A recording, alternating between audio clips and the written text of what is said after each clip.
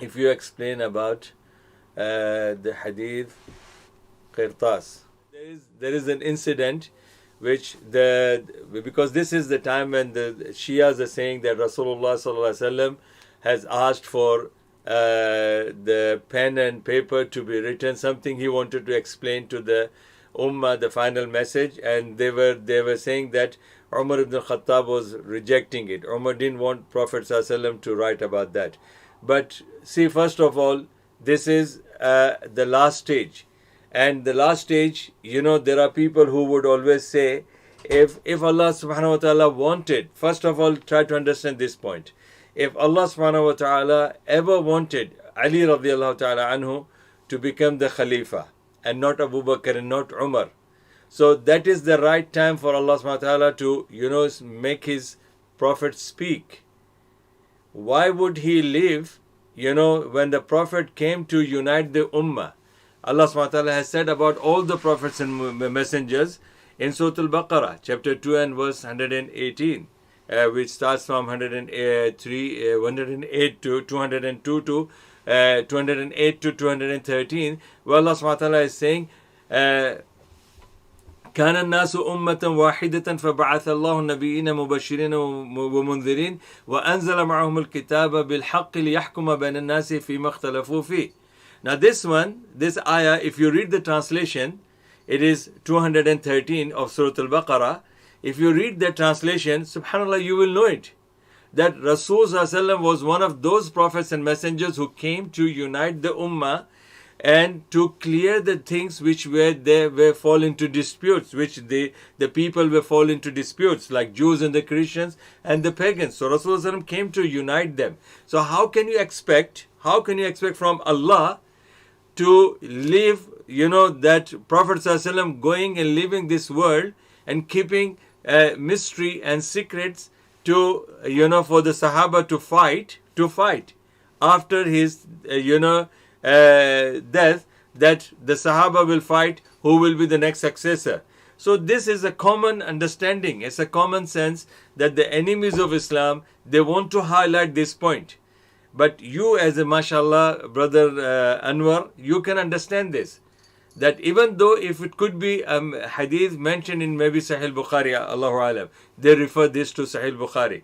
But even imagine, this is not something that you have to understand what our Shia brothers are saying, or one of the groups amongst the Shias who are saying this.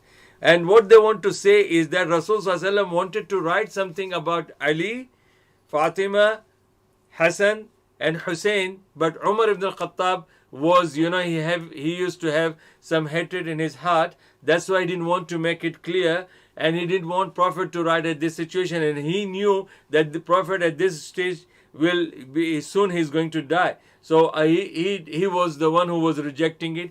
Abu Bakr was the one who was disobeying Rasulullah. This is totally a fake allegation and a lie about Allah, His Rasul, and Abu Bakr and Umar radiallahu anh. So we as Muslims, we should not even discuss this matter with the Shias. That's the reason, because these Shias who are discussing with you, they will not discuss with you because they are scholars or they are ulama. If they have these issues, they could have discussed with our scholars, and they could have discussed. But these are the normal Shia brothers and normal Sunni brothers who will sit together and they will talk.